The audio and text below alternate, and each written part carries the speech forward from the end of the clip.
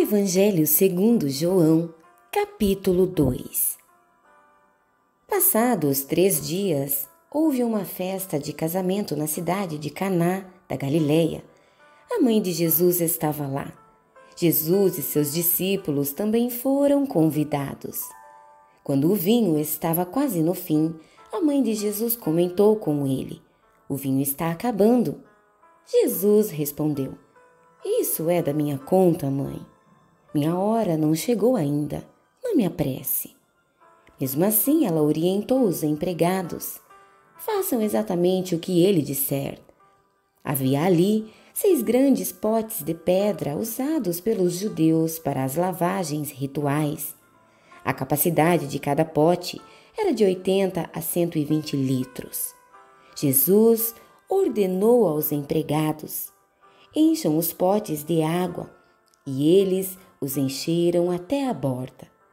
"Agora encham suas taças e levem-nas ao mestre de cerimônias", disse Jesus. E eles obedeceram. Quando o mestre de cerimônias provou a água transformada em vinho, ele não sabia o que tinha acontecido, mas os empregados sabiam. Ele disse ao noivo: "Todas as pessoas que conheço começam com os vinhos melhores e depois que os convidados já beberam bastante, servem inferiores. Mas você guardou o melhor até agora." Esse ato de Jesus em Caná da Galileia foi o primeiro sinal, o primeiro vislumbre de sua glória, e os seus discípulos creram nele. Depois disso, ele voltou para Cafarnaum com a mãe, os irmãos e os discípulos, e ficou ali um bom tempo. A festa da Páscoa, celebrada pelos judeus na primavera, estava para acontecer e Jesus viajou para Jerusalém. Ele encontrou o templo infestado de vendedores de gado, ovelhas e pombas. Os agiotas também estavam ali, trabalhando a todo vapor. Jesus fez um chicote com tiras de couro e os expulsou do templo. O gado e as ovelhas fugiram. Ele virou as mesas dos agiotas e as moedas rolavam para todo lado. Aos vendedores de pombas, ele ordenou: "Peguem suas coisas e caiam fora daqui. Não transformem a casa do meu pai em mercado."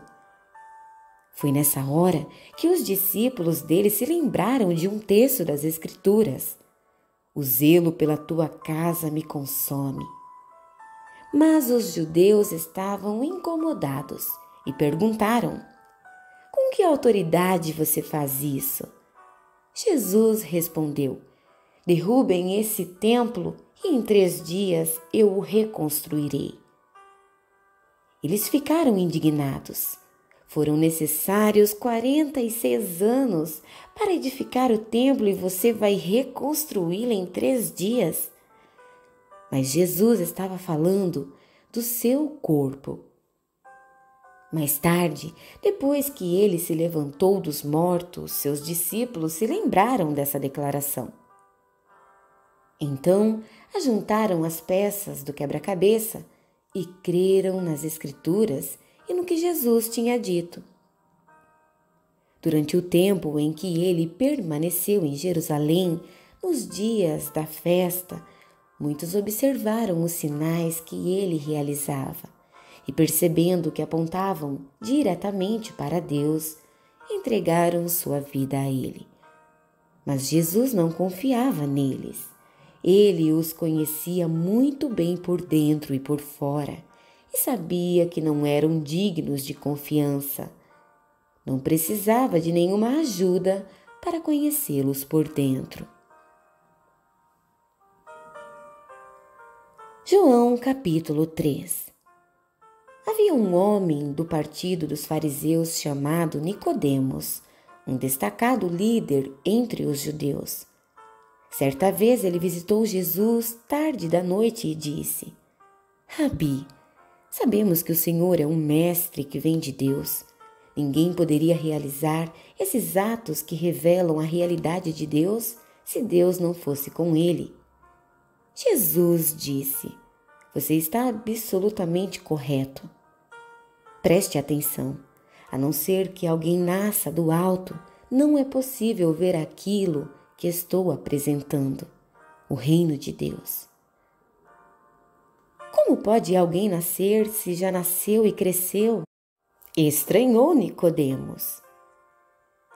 Não é possível entrar de novo no útero materno e nascer outra vez. E que história é essa de nascer do alto?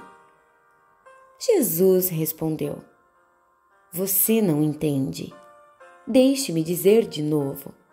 A não ser que alguém se submeta a essa criação original, a criação na qual o vento pairava por sobre as águas, o invisível movendo o visível, um batismo para uma nova vida, não lhe será possível entrar no reino de Deus. Quando você olha para um bebê, vê apenas isto, um corpo que se pode contemplar e tocar. Mas a pessoa que tem um nascimento interior é formada por algo que você não pode ver nem tocar, o espírito, e se torna um espírito vivo. Portanto, não fique surpreso quando digo que você tem de nascer do alto, de fora desse mundo, por assim dizer. Você sabe muito bem que o vento sopra para lá e para cá. Você o ouve sussurrando pelas árvores, mas não tem ideia de onde ele vem nem para onde ele vai. O mesmo acontece com aquele que é nascido do alto pelo vento de Deus, o Espírito de Deus. Nicodemos perguntou: "O que o Senhor quer dizer com isso? Como acontece?" Jesus disse: "Você é um mestre respeitado em Israel e não conhece o básico? Ouça com atenção. Esta é a pura verdade. Falo apenas a respeito do que conheço por experiência. Dou testemunho apenas do que tenho visto com os próprios olhos. Não me baseio em boatos. Mas, em vez de encarar as evidências e aceitá-las, você as evita com perguntas. Se quando digo coisas claras, como o dia, você não acredita em mim, por que eu falaria de coisas que você não pode ver, das coisas de Deus? Ninguém jamais esteve na presença de Deus senão aquele que veio daquela presença, o Filho do Homem. Assim como Moisés levantou a serpente no deserto para que o povo pudesse vê-la e crer, é necessário que o Filho do Homem seja levantado para que todos os que olharem para ele com confiança e com esperança legítima recebam a vida real, a vida eterna. Deus amou tanto o mundo que deu seu Filho, seu único Filho, pela seguinte razão: para que ninguém precise ser condenado, para que todos, crendo nele, possam ter vida plena e eterna. Deus não se deu ao trabalho de enviar seu Filho apenas para poder apontar um dedo acusador e dizer à humanidade como ela é má. Ele veio para ajudar, para pôr o mundo nos eixos outra vez. Quem confiar nele será absolvido, mas quem não confiar terá sobre si, sem o saber, uma sentença de condenação. E por quê?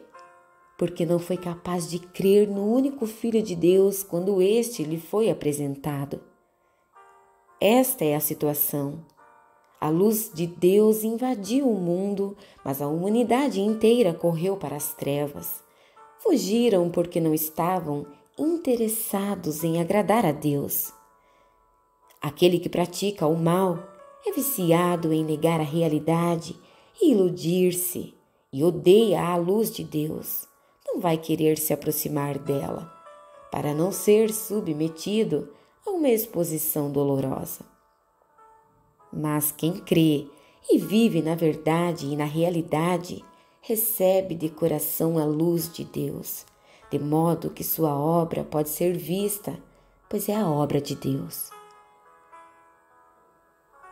Depois dessa conversa, Jesus foi com seus discípulos para o interior da Judeia e descansou um pouco com eles ali. Ele também batizava. Ao mesmo tempo, João batizava em Enom, perto de Salim, onde há muita água. Isso foi antes de João ser preso.